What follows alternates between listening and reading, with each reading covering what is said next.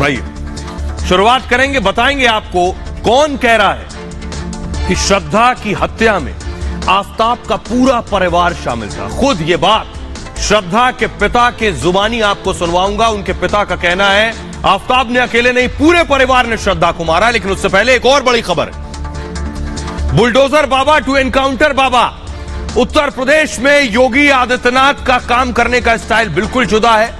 UP के लोगों को योगी का स्टाइल बहुत पसंद आता है और योगी आदित्यनाथ अपने इसी स्टाइल में काम करते हैं। उत्तर प्रदेश में अपराधियों का एनकाउंटर हो रहा है। आज भी एनकाउंटर हुआ। अगली तस्वीर में जो दिखाने जा रहा हूं ये देखिए जरा, इनका एनकाउंटर हुआ। योगी की पुलिस ने एनकाउंटर किया और मम्मी मम्मी रो रहे हैं, यानी कलेजा छोटा है। अपराध कर रहे हैं, अब आप समझिए अपराधियों का कलेजा कितना छोटा होता है, हिम्मत कितनी होती है। ये तस्वीर बता रही है, कंधों पर है पुलिस के। जरा फुल स्क्रीन लीजिए और सुनाइए, उसके बाद बताएंगे इनके कारनामे। सुनिए।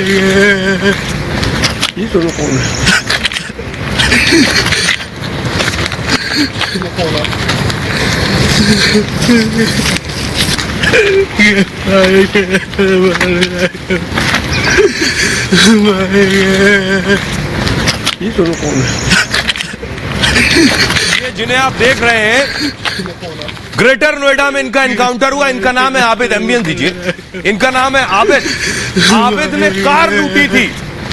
उत्तर प्रदेश में साफ है कि अगर आप लूटपाट करेंगे, अपराध करेंगे, लोगों को परेशान करेंगे तो योगी की पुलिस एनकाउंटर करती है ठीक इसी तरह। देखिए पैर में गोली लगी है, घुटने पर पट्टी बंधी है और माई माई चिल्ला रहा है आबिद।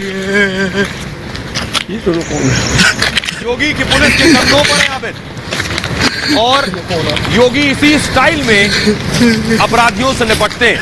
योगी ने साफ कहा था कि अपराध करोगे तो बख्शे नहीं जाओगे, वरना उत्तर प्रदेश छोड़ के चले जाओ। ये आज एनकाउंटर हुआ है। इन्होंने कार लूटी थी अपने दो साथियों के साथ मिलकर ग्रेटर नोएडा में। तो इस तरह की लूटपाट का ये इलाज है। पैर पे गोली लगी है, पट्टी बंधी है और अब उत्तर प्रदेश पुलिस के कंधों पर घसीटकर आबिद जा रहे हैं। अगली तस्वीर आपको दिखाने जा रहा हूं। ये देखिए एक और एनकाउंटर हुआ। ये जो तस्वीर आप देख रहे हैं ये है एटा की। ये भी कंधों पर है। इनका भी एनकाउंटर रात में हुआ। फुल स्क्रीन लीजिए जरा, इनके बारे में आपको बताऊं। करा रहे हैं, पैर में पट्टी बंधी हुई है, वो भी आप देख रहे हैं। सुनिए पहले।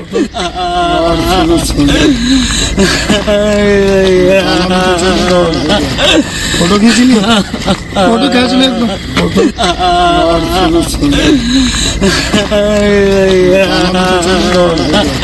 फोटो खींच लिया। अलीगढ़ के बदमाश हैं। सिटी बरामद हुई है एटा में। एटा से इनकी गिरफ्तारी हुई है, वहां एनकाउंटर हुआ और उसके बाद पुलिस ने जब ठोका है उसके बाद मेडिकल कॉलेज में इन्हें भर्ती कराया गया है। जब इस तरह से पुलिस इन बदमाशों से निपटेगी तभी इनके अंदर डर और खौफ पैदा होगा। तो बुलडोजर बाबा का एनकाउंटर अवतार है। अब बुलंदशहर लिए चलते हैं आपको। ये देखिए, इनको भी टांग के ले जा रही है पुलिस। योगी की पुलिस की कंधों पर है और गलती की थी इसी तरह के अपराध करने की। फुल स्क्रीन लीजिए जरा इनको भी। अब चलने की स्थिति में नहीं है। सुनिए।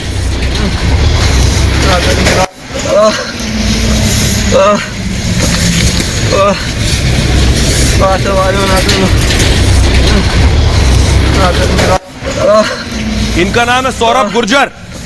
50,000 रुपए का इनाम था इनके ऊपर। इनके पास से अवैध असलहा, कारतूस और बाइक बरामद हुई है। तो इस तरह के छुटभइये हो, बदमाश हो, इन सब से योगी की पुलिस ऐसे ही निपटती है। सुनिए जरा फिर से। करा रहे हैं और पुलिस के कंधों पर है। और अब जिंदगी भर कोई बदमाशी, कोई अपराध नहीं करेंगे। ये सिर्फ सौरभ गुर्जर के लिए सीख नहीं है। ये सिर्फ सौरभ गुर्जर के लिए सीख नहीं है।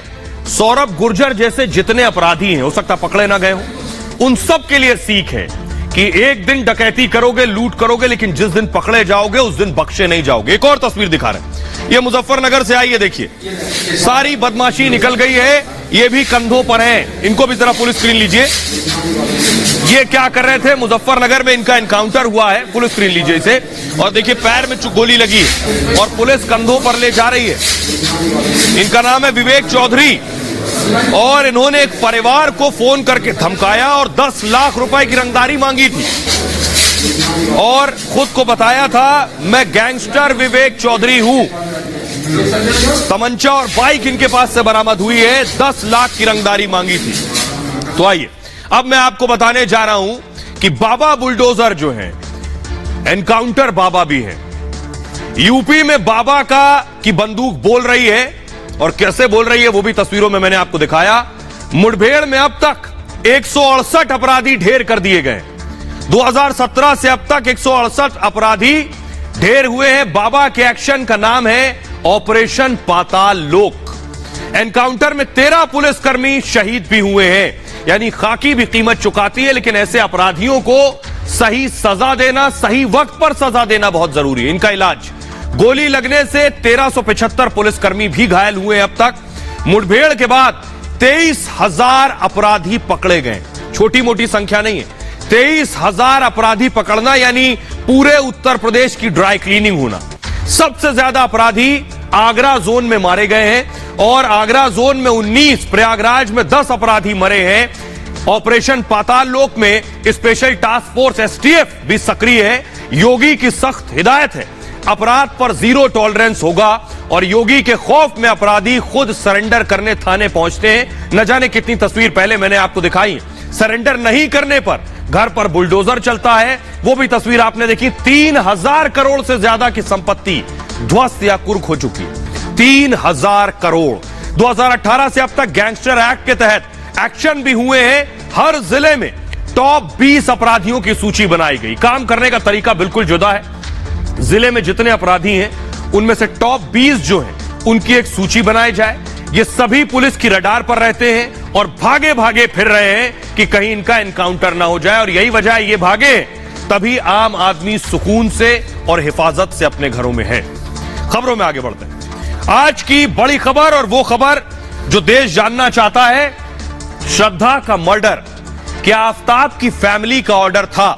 ये मैं नहीं कह रहा हूं, क्योंकि ये सबूत और हालात कह रहे हैं। श्रद्धा के 35 टुकड़े किए गए शव के।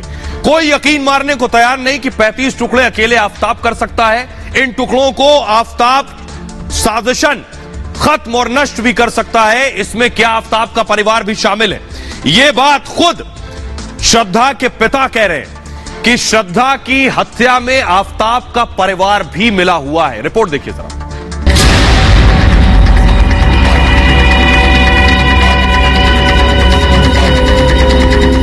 क्या श्रद्धा के 35 टुकड़े करने में आफ्ताब का पूरा परिवार शामिल है?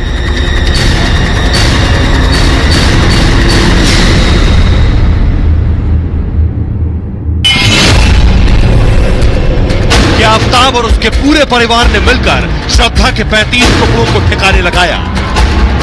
श्रद्धा के पिता ने हत्या में आफ्ताब के पूरे परिवार के शामिल होने के आरोप लगाए हैं। इतनी बड़ी साजिश आफ्ताब अकेले नहीं रच सकता।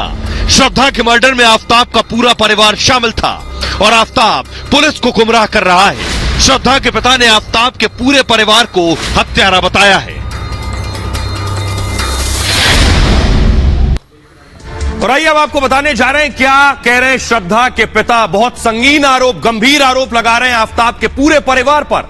श्रद्धा के पिता कह रहे हैं, ये आप देख रहे हैं, इसी तरह से आफ्ताब की माताजी, उनके पिताजी, उनके भाई को बिठाकर पूछताछ हुई। श्रद्धा के पिता जो है वो कह रहे हैं, ये सनसनीखेज आरोप लगा रहे हैं। उनका कहना है शव को काटना अकेले इंसान का काम नहीं है। आफ्ताब का परिवार, पूरा परिवार उनके हिसाब से इस हत्या में शामिल है।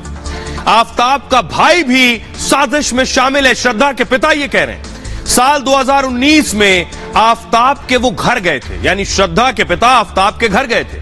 आफ्ताब के भाई ने मुझे धमकाया था, उनका कहना है। दोबारा घर न आने की भी धमकी दी थी, और परिवार को पता था कार्रवाई होने वाली है, यानी हत्या के बाद एक्शन होगा, यह परिवार जानता था। आफ्ताब का परिवार दिवाली से गायब है, और श्रद्धा ने पुलिस से भी इस बात की शिकायत की थी। शिकायत में आफ्ताब के माता पिता का भी जिक्र है, और माता पिता को मारपीट की जानकारी पहले से थी।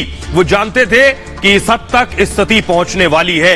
आइए अब आपको सुनवाता हूं, हमारी रिपोर्टर अनामिका ने श्रद्धा के पिता से बात की, जो सीधे तौर पर कह रहे हैं कि आफ्ताब का परिवार ने मिलकर श्रद्धा को मारा है। सुनिए। क्या आपको लगता है कि आफ्ताब के अलावा भी कोई मिला हुआ था इस मर्डर में? हो सकता है कोई भी, क्योंकि ये अकेले का काम है ही नहीं।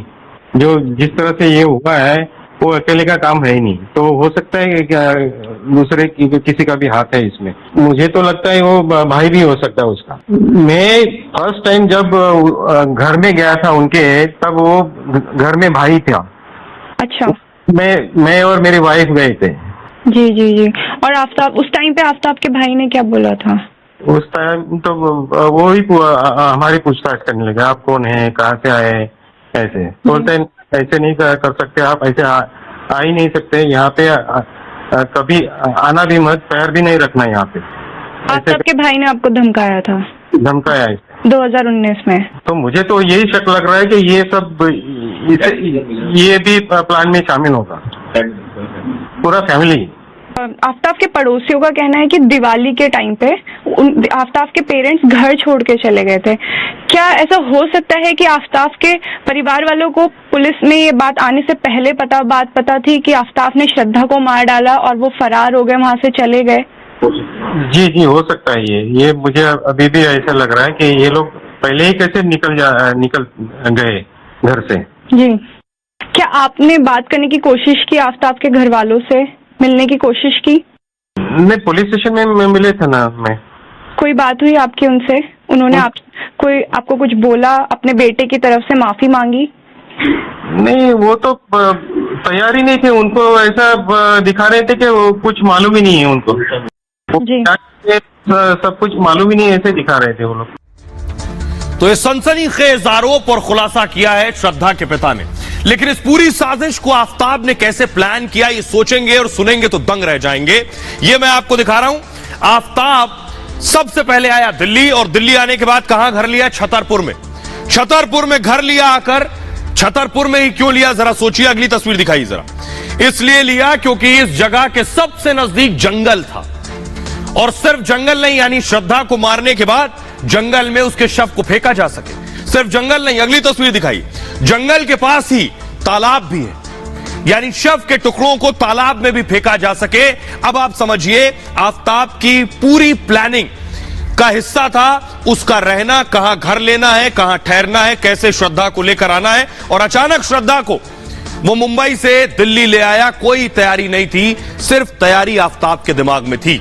ये देख रहे हैं आप, ये आप देख रहे हैं, ये छतरपुर की इमारतें और उसके सामने ये जंगल, इसके पीछे आफ्ताब की पूरी साजिश थी। पुलिस को शक है कि आफ्ताब ने प्लानिंग से यह हत्या की है।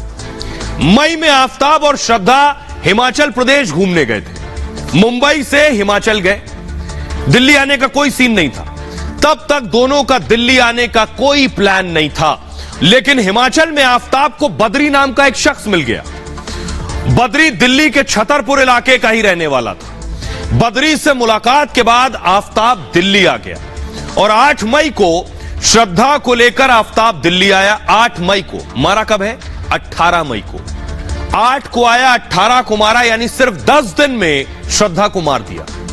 दोनों पहले पहाड़गंज के एक होटल में रुके थे, और इसके बाद साउथ दिल्ली के सैदुल्ला जाब इलाके में रहे।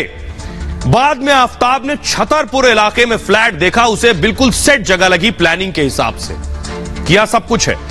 फ्लैट ऐसी जगह लिया जहां आसपास जंगल था। आफ्ताब ने ऐसी जगह चुना जहां से शव को ठिकाने लगा सके, और इस तरह से पैकेट्स जो है वो लाकर फेंके जा सके। फ्लैट लेने के बाद 10 दिन बाद ही श्रद्धा की हत्या कर दी गई, यानी 18 तारीख को। हत्या के बाद श्रद्धा के शव के टुकड़े पास के जंगल में ही फेंक दिए गए। यह थी उसकी प्लानिंग का हिस्सा। यह इसीलिए कह रहे हैं कि इतना शातिर शख्स था, लेकिन ज्यादा दिन तक ये सारी चीजें छिपती नहीं है। आपको अब दिखाने जा रहा हूं कि आखिर कैसे जो इसने हत्या के लिए हथियार इस्तेमाल किए, वो एक आरी नहीं थी, 5 हथियार इस्तेमाल किए। इस तरह की चाकू थी, 1-2 नहीं, 5 चाकू पुलिस को बरामद हुई है, जिससे श्रद्धा के शव के 35 टुकड़े किए। पुलिस अब इन 5 चाकुओं का क्या करने वाली है, यह मैं आपको बताने जा रहा हूं। देखिए जरा, आफ्ताब ने 5 चाकुओं से हत्या की। आफ्ताब ने श्रद्धा के शव के 1-2 नहीं, 35 टुकड़े किए। तो सिर्फ आरी से करना संभव नहीं, एक नहीं कई धारदार हथियारों का इस्तेमाल किया गया और आरी के साथ चाकू का भी इस्तेमाल हुआ है। पुलिस ने 5 चाकू बरामद किए। सभी चाकुओं की लंबाई 5 से 6 इंच है और बरामद चाकुओं को जांच के लिए पुलिस ने भेज दिया है। अभी तक आरी बरामद नहीं हुई है। पुलिस आरी की तलाश में जुटी हुई है कि इसने आरी कहां फेंकी है। आफताब ने आरी को गायब कर दिया है।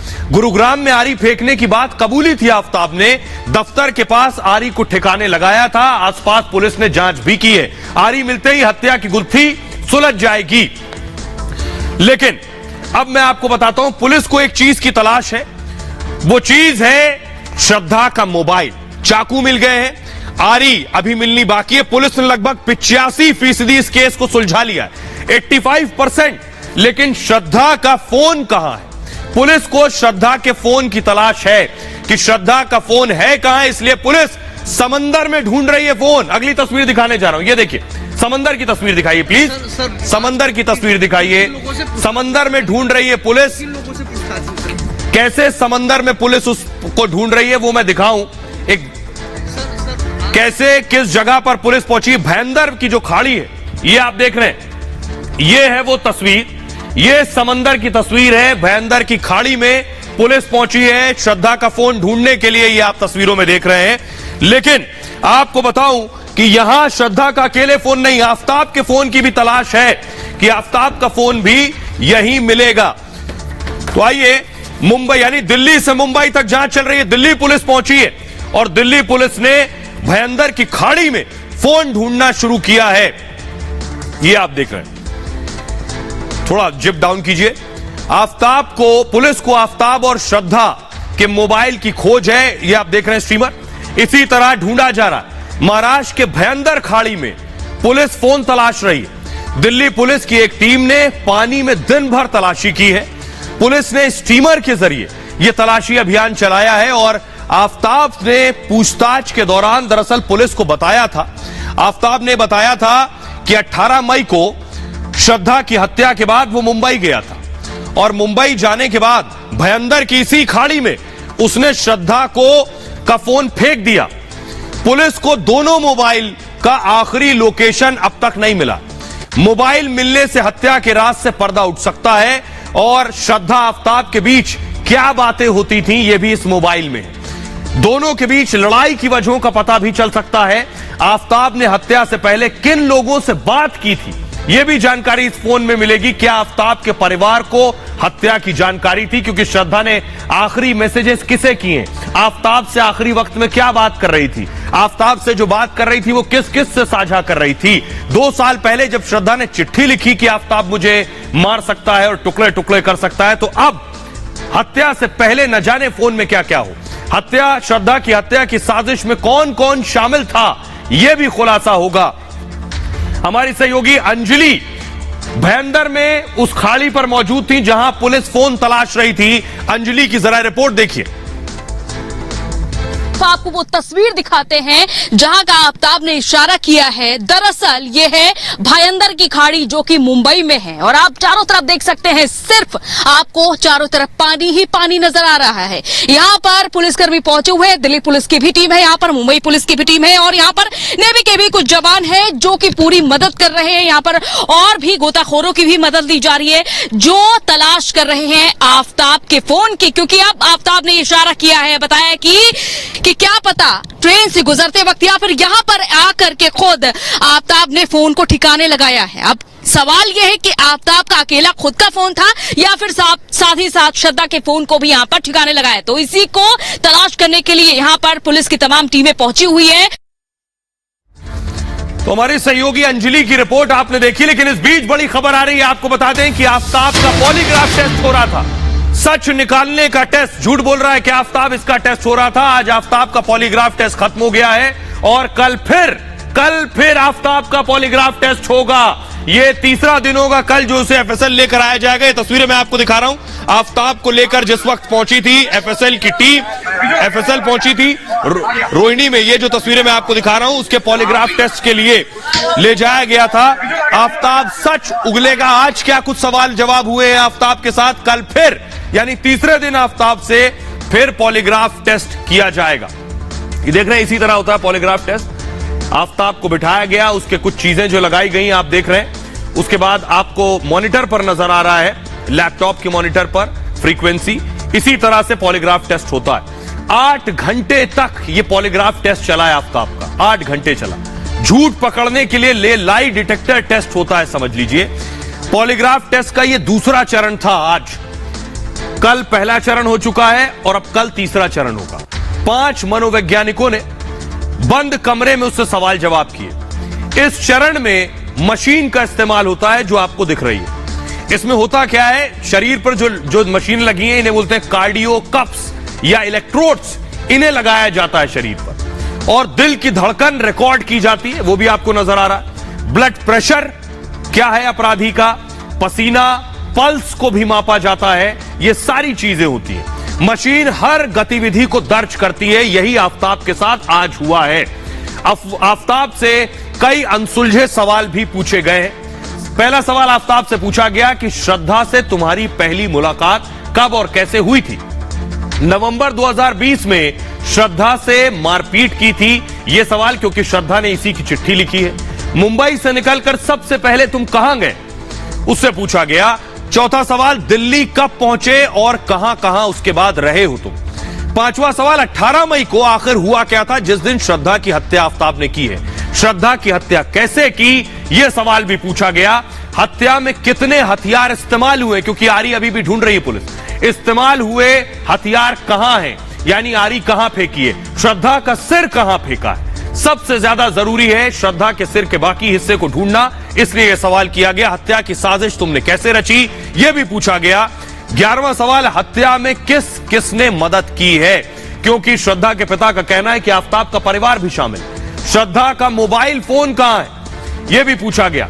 3 चरण में यह पॉलीग्राफ टेस्ट होता है। दरअसल पहला चरण बुधवार को कल हो चुका है, दूसरा चरण आज हुआ है। पहले चरण में आफ्ताब का परिचय हुआ, सामान्य प्री पॉलीग्राफ टेस्ट भी कहते हैं। पहले चरण में मशीन का इस्तेमाल नहीं हुआ, सीधे सवाल पूछे गए। दूसरे चरण के आधार पर फिर होगा टेस्ट। अब तीसरा चरण कल है और कल के लिए सवाल तैयार किए जाएंगे, यानी यह है पूरा पॉलीग्राफ टेस्ट। तो पॉलीग्राफ टेस्ट होने के बाद हमारे सहयोगी, जब आफ्ताब निकला है, हमारे सहयोगी वैभव उसी एफएसएल के बाहर मौजूद थे, उसी फॉरेंसिक लैब के बाहर जहां यह पॉलीग्राफ टेस्ट हुआ है।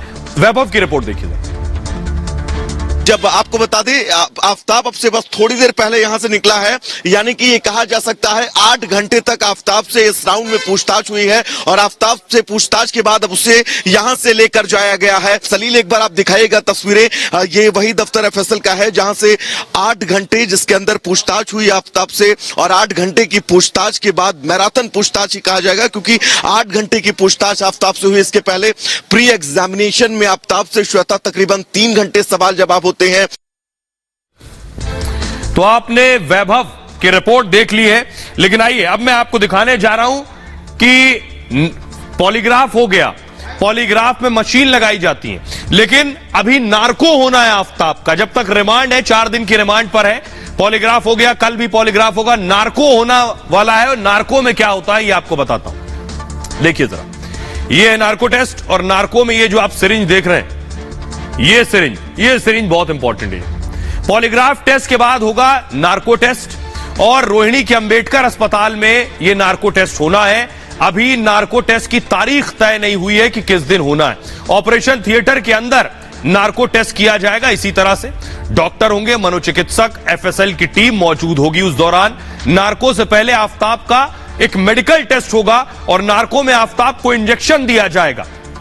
सोडियम, इसको कहते हैं सोडियम पेंटोथोल इंजेक्शन लगाया जाएगा, और आफ्ताब न बेहोश होगा न पूरी तरह से होश में होगा इस इंजेक्शन के बाद। ये जो आप इंजेक्शन देख रहे हैं, दवा आफ्ताब के दिमाग को सीधे प्रभावित करेगी जाकर। इसके बाद सवाल जवाब की शुरुआत होगी, फिर सवाल किए जाएंगे। पूरे नार्को टेस्ट की वीडियोग्राफी भी की जाएगी। सोडियम पेंटोथल एक तरह का केमिकल है, ये जो इंजेक्शन दिया जाना है। सोडियम पेंटोथल की शुरुआत 1920 में हुई थी, तब से इसका इस्तेमाल हो रहा है। सर्जरी के वक्त भी इसी दवा का इस्तेमाल होता है। 2007 में मोनिंदर सिंह पंढेर और सुरेंद्र कोहली का भी नार्को हुआ था, आपको याद होगा। नोएडा में बच्चों के साथ दुष्कर्म के बाद हत्या कर दी थी इन दोनों पापियों ने। ज्यादा खुराक लेने से इसमें इंसान की जान भी चली जाती है। इंजेक्शन का डोज ज्यादा हो जाए तो जान चली जाती है। आपको याद होगा हॉलीवुड एक्ट्रेस मर्लिन मुनरो की ओवरडोज की वजह से मौत हो गई थी। जूडी गार्लैंड, जिमी हेंड्रिक्स की भी इसी वजह से मौत हो गई थी अगर डोज जरा सा भी ज्यादा हो जाए। अमेरिका में इस इंजेक्शन के इस्तेमाल पर बैन भी है और इसी का इस्तेमाल किया जाता है नार्को टेस्ट में। आइए अब मैं आपको सुनवाता हूं कि इस पूरे मामले में सियासत भी खूब हो रही है, इसमें लव जिहाद का एंगल भी है जो हेमंता बिस्वा शर्मा कह चुके, लेकिन आज पहली बार असदुद्दीन ओवैसी ने इस पर बयान दिया है। सुनिए जरा। बीजेपी और जो लोग इसको मुसलमानों से नफरत पैदा करना चाहते हैं उसको इस तरह का रंग दे रहे हैं। महिला पर जुल्म हो रहा है, ये फैक्ट। जो कुछ उस शख्स ने शरदा के साथ किया वो इंसान नहीं जानवर है, मगर ये सब वाकयात करने वाले भी जानवर हैं। बिल्किस का रेप करने वाले भी जानवर हैं जिनको भाजपा ने छोड़ दिया। तो ये हम बता रहे हैं आप। असदुद्दीन ओवैसी का बयान चुनाव के दरमियान आया है, लेकिन एक तस्वीर सूरत से आई है क्योंकि बात गुजरात की कर रहे हैं। सूरत में 3 लड़कों की पिटाई हुई लव जिहाद के आरोप में। ये आप देख रहे हैं 3 लड़के जिनकी पिटाई हुई, कॉलेज में पढ़ने वाले लड़के। फुल स्क्रीन लीजिए जरा इस तस्वीर को, इन तीनों की पिटाई हुई, देखिए जरा।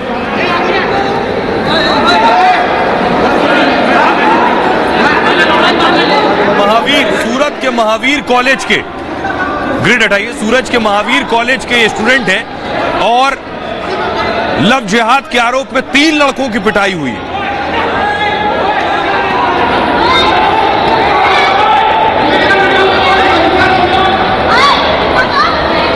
खबरों में आगे बढ़ते हैं। अब मैं आपको मिलवाने जा रहा हूं एक और किलर से जिसका नाम अभिजीत है, जिसकी गिरफ्तारी हो चुकी है। यह तस्वीर जो मैं आपको दिखाने जा रहा हूं, पिछले दिनों मैंने इसकी तस्वीर दिखाई थी आपको।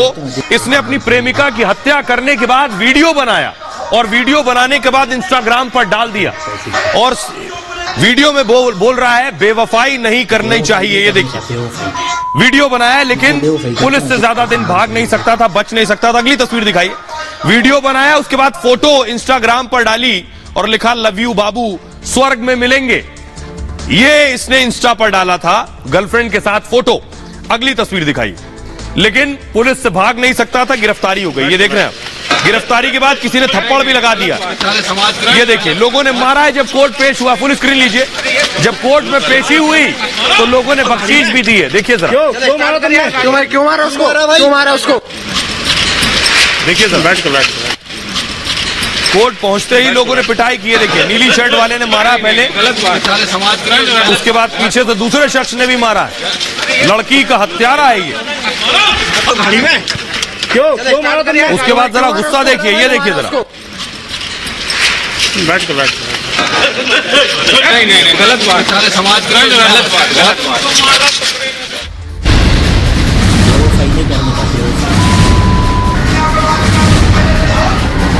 अभिजीत ने अपनी गर्लफ्रेंड को रिजॉर्ट में ले जाकर बेरहमी से हत्या कर दी थी और उसके बाद उसका वीडियो बनाया। गर्लफ्रेंड की हत्या के बाद यह वीडियो अभिजीत ने सोशल मीडिया पर भी डाल दिया। प्रेमिका की हत्या के बाद अभिजीत वहां से फरार हो गया। पुलिस को चकमा दे रहा था, लेकिन पुलिस ने इस साइको किलर को हजारों किलोमीटर ढूंढने के बाद इसकी फिंगरप्रिंट से इसकी पहचान की और अब यह पुलिस के शिकंजे में। तो अब मैं आपको बताने जा रहा हूं कैसे इसने पूरी साजिश रची प्रेमिका को मारने से पहले। बाकायदा प्लान बनाया, ठीक उसी तरह समझ लीजिए जैसे आफ्ताब, ये आप देख रहे हैं 6 नवंबर को ये जबलपुर रिजॉर्ट पहुंचा। ये आपको बताऊं, ये खुद जो है नासिक का रहने वाला है।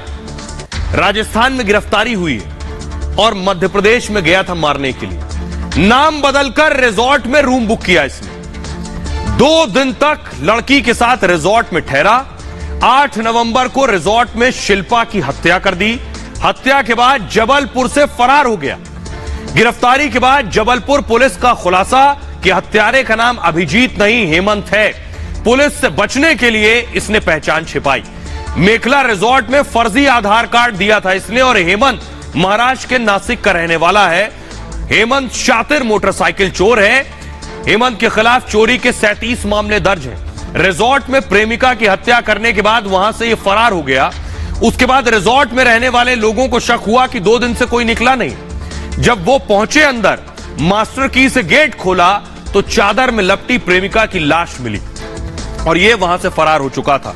आइए अब मैं आपको सुनवाने जा रहा हूं इसी हत्यारे को, जरा सुनिए, इसका रुख देखिए, जब इससे सवाल पूछे जा रहे हैं, इसके तेवर देखिए, तब आपको एहसास होगा कितना शातिर हत्यारा। क्यों मारा उसको? चल बढ़ाओ। क्यों मारा? जितेंद्र कुमार ने बोला था इसलिए मारा। चलो क्यों मारा उसको? चल बढ़ाओ। क्यों मारा? जितेंद्र कुमार ने बोला था इसलिए मारा। चलो क्यों मारा उसको? चल बढ़ाओ। क्यों मारा? जितेंद्र कुमार ने बोला था इसलिए मारा। चलो और आइए अब आपको बताते हैं ये शातिर को पुलिस ने कैसे पकड़ा। हजारों किलोमीटर पुलिस को इसने दौड़ाया और पकड़ा गया फिंगरप्रिंट से। ये अपनी फिंगरप्रिंट से पकड़ा गया। देखिए जरा किस टेक्निक के जरिए पुलिस ने इसे पकड़ा है। ये आप देख रहे हैं फिंगरप्रिंट, और फिंगरप्रिंट पुलिस ने मैच कराया। फिंगरप्रिंट मैच कराया तो इसका चेहरा निकलकर सामने आया। कातिल को पकड़ने के लिए खास तकनीक का इस्तेमाल किया गया। इसे कहते हैं नेफेस सॉफ्टवेयर। नेफेस सॉफ्टवेयर के जरिए यह पकड़ा गया। अभिजीत ने प्रेमिका की हत्या के बाद, आपको बताऊं, उसी रिजॉर्ट में ग्लास में शराब पी। पुलिस ने शराब के ग्लास से हेमंत के फिंगरप्रिंट लिए और फिंगरप्रिंट को नेफेस सिस्टम में डाला तो खुलासा हुआ, आरोपी का असली नाम और पहचान सामने आ गया कि यह है कौन, क्योंकि इसने तो अभिजीत नाम बताया था। आरोपी का असली नाम अभिजीत नहीं हेमंत था। यह सॉफ्टवेयर के जरिए पता चला। और यह सॉफ्टवेयर क्या है? नेफेस सॉफ्टवेयर में अपराधियों का पूरा रिकॉर्ड होता है। यह पुराना अपराधी था। आरोपी की तलाश के लिए 100 से ज्यादा पुलिसकर्मी लगाए गए। हत्यारे के बारे में जानने वालों से पुलिस ने पूछताछ की। इस दौरान पुलिस को बहुत बड़ी जानकारी हासिल हुई कि हत्यारा अपने साथ प्रेमिका का मोबाइल और एटीएम भी ले गया था रिजॉर्ट से। अब इसने एटीएम ले जाने के बाद क्या किया? प्रेमिका के एटीएम से 9 अलग अलग शहरों से पैसे निकाले। 20-20 हजार के ट्रांजैक्शन 9 शहरों से हेमंत ने किए। एटीएम के जरिए पुलिस ने आरोपी को ट्रैक किया है कि किस लोकेशन पर पैसा निकाल रहा है। 3,500 किलोमीटर तक पुलिस इसके पीछे भागती रही।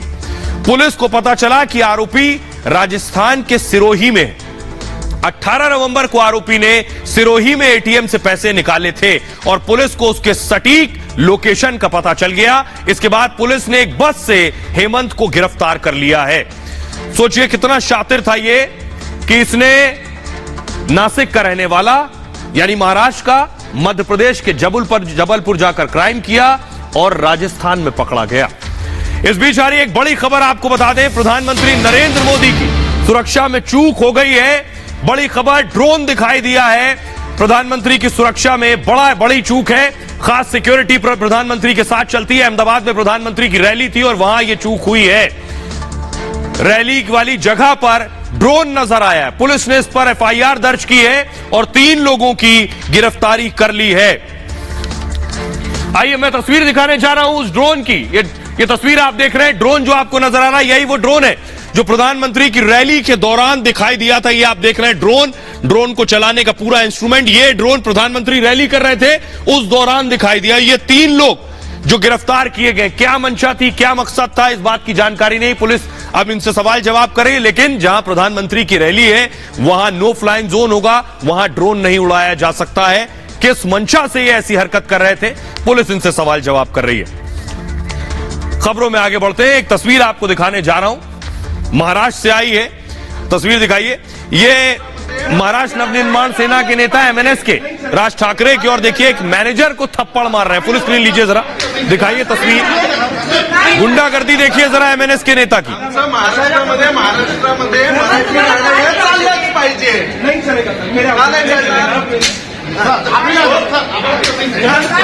महाराष्ट्र नवनिर्माण सेना के नेता को आप देख रहे हैं जो एक मैनेजर पर थप्पड़ मारे हैं और भाषा को लेकर विवाद हुआ था, जिसके बाद यह थप्पड़बाजी हुई।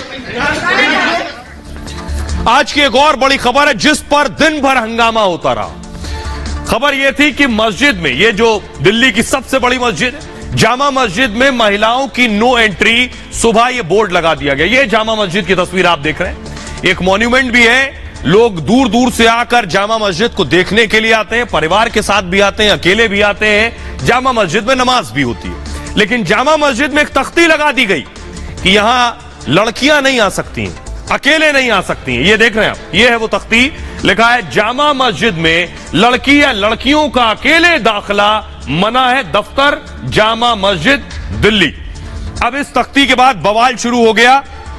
इस साइन एंट्री के बाद आखिर इमाम बुखारी ने क्या इसका फरमान दिया था, क्योंकि उनसे भी सवाल किया, उन्होंने क्या कुछ कहा ये आपको बताएंगे। लेकिन आपको बताता हूं ये तुगलकी फरमान है क्या पूरा, और उसके बाद इस पर एक्शन क्या हुआ है।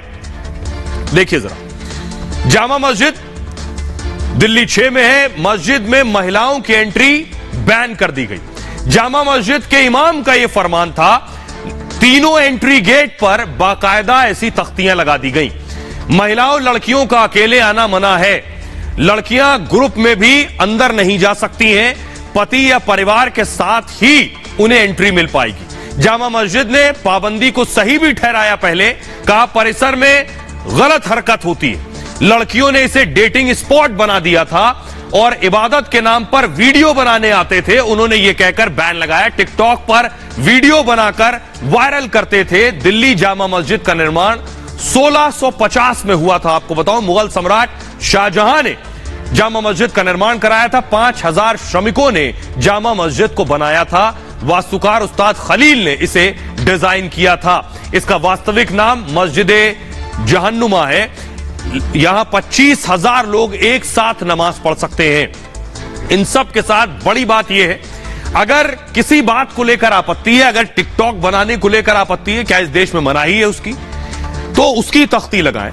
आप लड़कियों के आने की मनाही की तख्ती क्यों लगा रहे हैं, इस पर बवाल शुरू हुआ। सुनिए जरा शाही इमाम क्या कह रहे हैं और उस पर महिला आयोग के अध्यक्ष क्या कह रहे हैं। अकेली लड़की पर पाबंदी लगाई गई है, क्योंकि कुछ शिकायतें आई थी और वो शिकायतें जिन्होंने भी की वो बिल्कुल वजह थी कि जामे मस्जिद को कुछ लड़के लड़कियों ने पॉइंट बना लिया था मुलाकात के लिए, या गुलाब के फूल लेकर आ रहे हैं और उनसे मुलाकात कर रहे हैं और किसी एक कोने में बैठ गए और उसके बाद वो कुछ हरकत करते हुए भी वीडियो जो है मेरे सामने आई। तो जो बात गलत है वो गलत है और उस पर बहुत संजीदगी के साथ मैंने गौर किया और गौर करने के बाद ये तय किया कि अकेली लड़की का दाखिला जामे मस्जिद में मना है। अगर वो अपने भाई के साथ, अपनी माँ के साथ, अपनी बहन के साथ, अपने रिश्तेदारों के साथ, अपनी फैमिली के साथ कोई आ रहा है, बिल्कुल आए।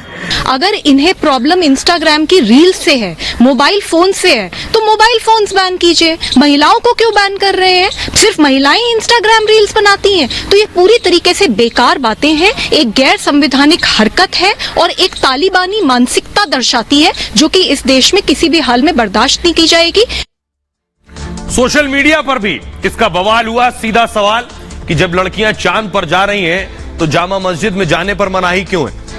राजीव भारद्वाज ने लिखा, दिल्ली के मुस्लिम युवा इसका विरोध करेंगे। सवाल पूछा, नहीं, उनका खुलापन हिंदू लड़कियों को बरगलाकर जिहाद करने के लिए है। निहाल अहमद लिख रहे हैं, महिलाओं पर पाबंदी का फतवा गलत है। अगर यह फतवा दे दिया जाए कि इस्लामी पर्दे के साथ लड़कियां मस्जिद जा सकती हैं तो कितने लोग समर्थन देंगे।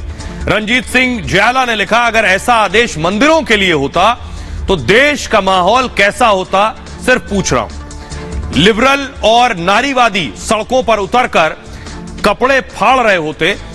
मोहम्मद अमीर अंसारी लिख रहे हैं, देर आए दुरुस्त आए। देश की सभी मस्जिदों में और दरगाहों, मज़ारों और कब्रिस्तान में भी महिलाओं की एंट्री पर पाबंदी लगी होनी चाहिए। प्रत्यूष लिख रहे हैं, इबादत स्थल में लड़कों को ऐसी पाबंदी से आखिर छूट क्यों है? लड़कियों के लिए पाबंदी है तो लड़कों के लिए क्यों नहीं? जामा मस्जिद में लड़कियों के आने पर पाबंदी नहीं। अली रिजवान ने लिखा, अकेले आने पर पाबंदी है। धर्मेंद्र सिंह ने लिखा, दिल्ली के जामा मस्जिद में इतनी पाबंदी क्यों? हिजाब और मस्जिद में जाने पर भी पहरा, क्या लड़की होना गुनाह है? मोइन खान ने लिखा है, महिला और मानवाधिकार आयोगों और सुप्रीम कोर्ट को स्वतः संज्ञान लेना चाहिए। जब इस्लाम ने औरतों को बराबरी का दर्जा दिया है तो फिर उनसे भेदभाव क्यों हो रहा है? पाबंदी ही लगनी है तो गंदी सोच वाले पुरुषों पर लगे। मेहताब आलम लिख रहे हैं, पाबंदी नहीं, उन लड़कियों के लिए है जो बॉयफ्रेंड के साथ फोटो खिंचवाती हैं और परिसर में घूमते फिरते हैं। मस्जिद डेटिंग की जगह नहीं है, मोहम्मद सदान ने लिखा, बल्कि इबादत की जगह है। आस्था लिख रही, जामा मस्जिद में लड़की ना अकेले जा सकती है और ना ग्रुप में जा सकती है। देश में बुर्के वाली प्रधानमंत्री की ख्वाहिश रखने वाले अब इस पर कुछ नहीं बोलेंगे। आइए अब आपको सुनवाता हूं, सुनिए जरा, जो लोग वहां आते हैं घूमने वो क्या कह रहे हैं, उन्हें सुनिए जरा। जेंडर बायस हो रहे हैं और कुछ भी नहीं, ये जेंडर बायस यहाँ नहीं चलना चाहिए, ये गलत है। क्योंकि महिलाएं जब हर चीज को आगे बढ़ा रही है और एक वक्त पे उसको रोक देना हर चीज में जाने के लिए, तो ये गलत है। आप क्या कहेंगी, ठीक है ये फैसला? जी नहीं, ये फैसला बिल्कुल गलत है। क्योंकि ना आज के जनरेशन में चाहे लड़के हो या लड़कियां हो, दोनों कदम से कदम मिला के चल रही है। क्योंकि अगर देखा जाए दुनिया में लड़के के बिना लड़कियां अधूरी है, लड़कियां के बिना लड़के अधूरे। तो अगर कोई ये बोलते हैं कि सब लड़कियां जो है जो ये सारा चीज करती है, तो ये गलत है। क्योंकि लड़के भी हैं जो ये सारा चीज करते हैं, और अगर बैंड करना है तो ये लड़कों के भी ऊपर करे। यहाँ पे आप हैं और आप यहाँ पे रूल्स लगा रहे हैं and going outside in the market आप वहाँ पे रूल्स नहीं लगा रहे, so it's not allowed, it's not allowed, I must say. उसमें लिखा हुआ है कि लड़कियां नहीं आ सकती हैं लड़कियां, वो अकेलों की वजह से लिखा है, वो बदतमीजी करती हैं यहाँ कर। देखा होगा, ये तो खुदा का घर है, इबादत का घर है, आने के लिए मनाही नहीं है, आ सकती हैं लेकिन अकेले नहीं, अपनी फैमिली के किसी भी सदस्य के साथ आए।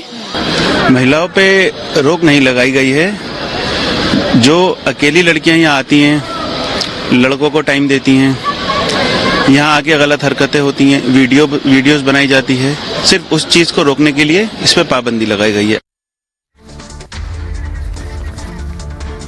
लेकिन आपको बताऊं, अगर वो तस्वीर है वो दिखाएं कि रिपब्लिक पर खबर दिखाए जाने के बाद ये तख्ती हटा दी गई जिसमें लिखा था लड़कियों के आने की मनाही है। बहरहाल खबरों में आगे बढ़ते हैं। आज की एक और बड़ी खबर है, सेना पर सवाल। ये आप देख रहे हैं, ये वो तस्वीर मैं आपको दिखा रहा हूं जहां तख्ती लगाई गई थी, वो तख्ती हटा दी गई है, वो तख्ती को निकाल दिया गया। यहीं पर लगी हुई थी कि लड़कियों का अकेले आना मना है। रिपब्लिक पर खबर दिखाए जाने के बाद यह असर हुआ है। खबरों में आगे बढ़ते हैं। आज की एक और बड़ी खबर है, सेना पर सवाल, ऋचा के ट्वीट पर बवाल हो गया है। ऋचा चड्ढा की तस्वीर आप देख रहे हैं। ऋचा चड्ढा ने कितनी फिल्में की, कौन सी बड़ी बड़ी फिल्में की शायद ही लोग जानते हो, लेकिन ऋचा ने सेना का अपमान किया है। ये वो वाली ब्रिगेड है जो सेना के अपमान में खुद का फक्र समझती है। इन्होंने अगली तस्वीर दिखाई जरा। गलवान घाटी में हमारे जवानों ने जब चीन के जवानों को धूल चटाई थी, 20 के बदले में 40 ढेर किए थे चीन के, उस पर ऋचा चड्ढा ने सवाल किए हैं और ऐसा ट्वीट किया जो मैं आपको आगे दिखाऊंगा। पहले जरा रिपोर्ट देखिए।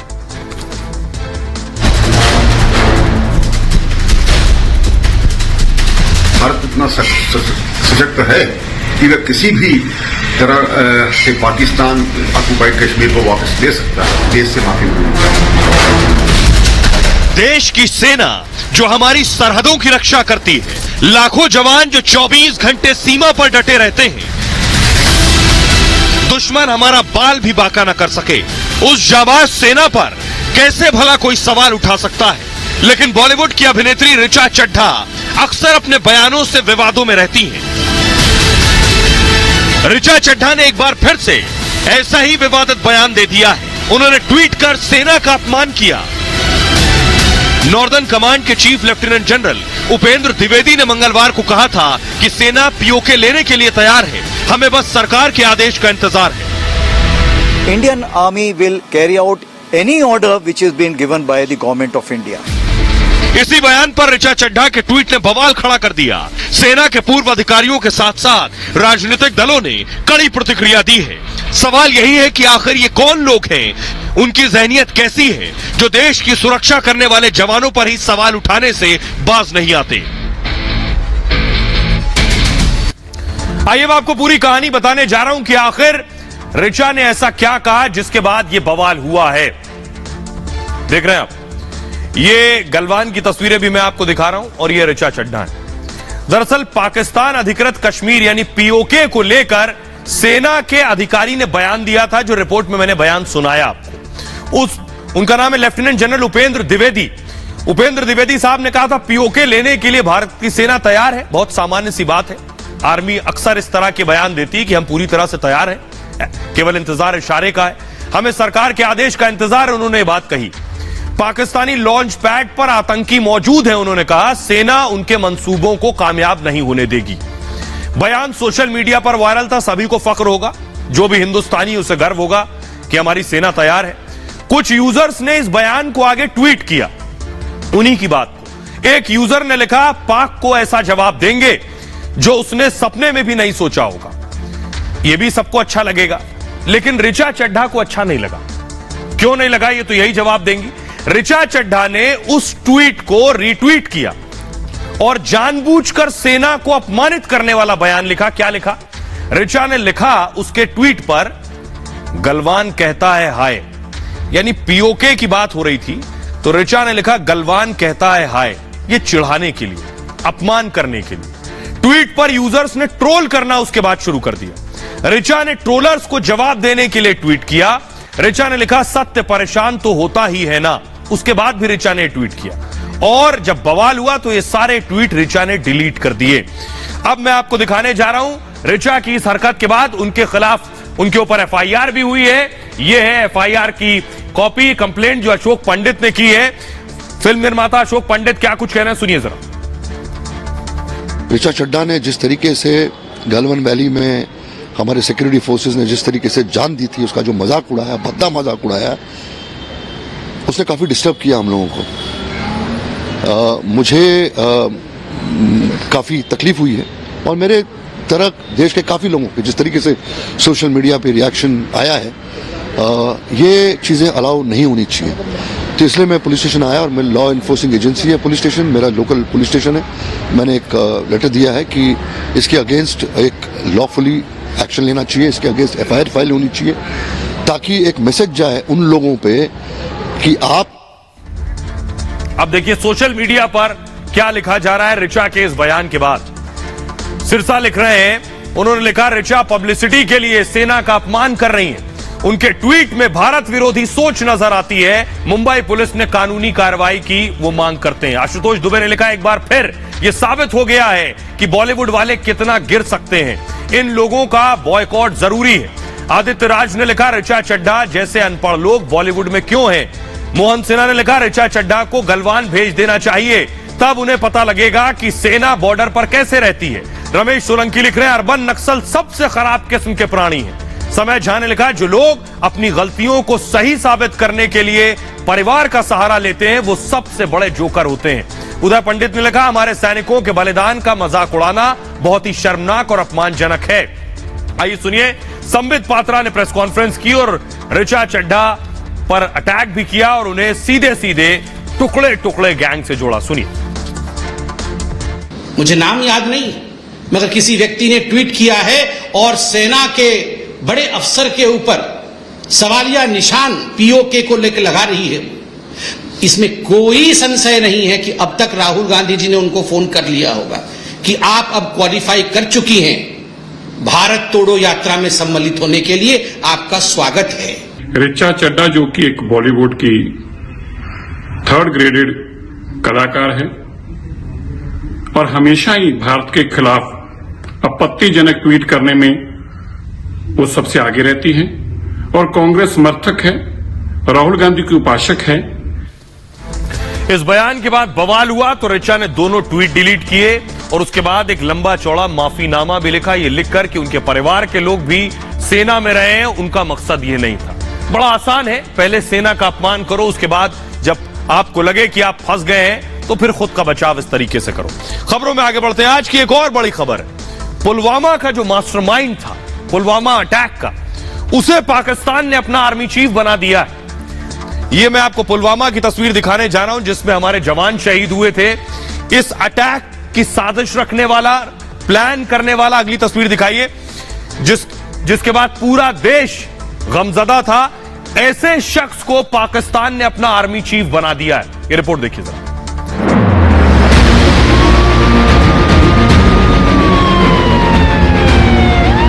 पुलवामा में हुए आतंकी हमले को भारत के लोग आज भी नहीं भूले हैं। उस अटैक में सीआरपीएफ के 40 जवान शहीद हो गए थे। पूरे देश में गम का माहौल था। अब पाकिस्तान ने पुलवामा हमले के मास्टरमाइंड को ही अपना नया आर्मी चीफ बना दिया है। मुनीर पाकिस्तान की खुफिया एजेंसी ISI के प्रमुख रह चुके हैं। मुनीर को कश्मीर का एक्सपर्ट माना जाता है। पाकिस्तान ने भारत को जख्म देने वाले को आर्मी चीफ बनाकर अच्छा संदेश नहीं दिया है। पाकिस्तान ने फिर अगर कोई साजिश रची तो भारत की सेना उसे मुंहतोड़ जवाब देने के लिए तैयार है।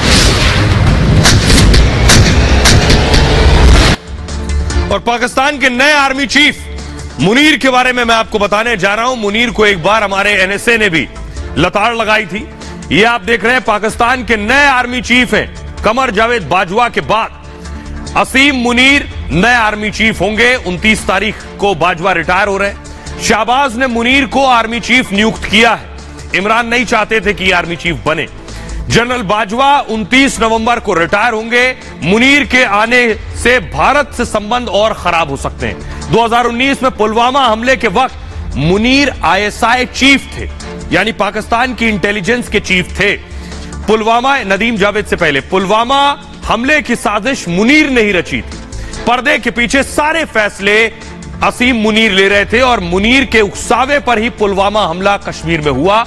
मुनीर ने हमले में जैश ए मोहम्मद की मदद की थी। साथ ही साथ मुनीर कश्मीर के चप्पे चप्पे से वाकिफ हैं। पुलवामा हमले के बाद भारत पाकिस्तान में तनाव और बढ़ गया था। डॉग फाइट में आपको याद होगा अभिनंदन ने पाक के जेट को ढेर कर दिया था। पाकिस्तान ने विंग कमांडर अभिनंदन को बंदी बनाया। वहां अजीत डोभाल, हमारे जो NSA हैं, अजीत डोभाल ने मुनीर को फोन किया। डोभाल ने ISI चीफ मुनीर को चेतावनी दी थी। उस वक्त आतंक के खिलाफ उन्होंने कहा था हमारा अभियान जारी रहेगा, भारत कोई भी साजिश बर्दाश्त नहीं करेगा। लेकिन पुराने वाले आर्मी चीफ का फेयरवेल था, वो तस्वीर मैं आपको दिखाने जा रहा हूं। आर्मी चीफ बाजवा को आप देख रहे हैं। बाजवा के फेयरवेल की तस्वीरें। 29 तारीख को रिटायर हो रहे हैं। बाजवा जाते जाते भी झूठ बोल गए। झूठ ये बोल गए हैं कि भारत ने जब ईस्ट पाकिस्तान, जिसे अब बांग्लादेश कहते हैं, उसे तोड़ा, उसके लिए पाकिस्तान आर्मी भी बराबर से जिम्मेदार थी। लेकिन बाजवा कह गए उसके लिए हम और सेना नहीं, उसके लिए पाकिस्तान की सियासत जिम्मेदार है। सुनिए जरा। मैं यहां पर कुछ हकायक दुरुस्त करना चाहता हूं। सबसे पहले, साबका मशरिकी पाकिस्तान एक फौजी नहीं, एक सियासी नाकामी थी। लड़ने वाले फौजों की तादाद 92,000 नहीं, सिर्फ 34,000 थी। बाकी लोग मुख्तलिफ गवर्नमेंट के डिपार्टमेंट्स में थे और इन 34,000 लोगों का मुकाबला 2.5 लाख इंडियन आर्मी, 2 लाख trained Mukti Bahini. Against these heavy odds हमारी फौज बहुत बहादुरी से लड़ी। पाकिस्तानी फौज बलात्कार कर रही थी, बच्चियों को मार रही थी और बाजवा कह रहे हैं बहादुरी से लड़ी। बहरहाल ये भारत की बात है में इतना ही। आप अपना बहुत ख्याल रखिए। एक छोटे से ब्रेक के लिए रुक रहे हैं, लौट रहे हैं कुछ और बड़ी खबरों के साथ।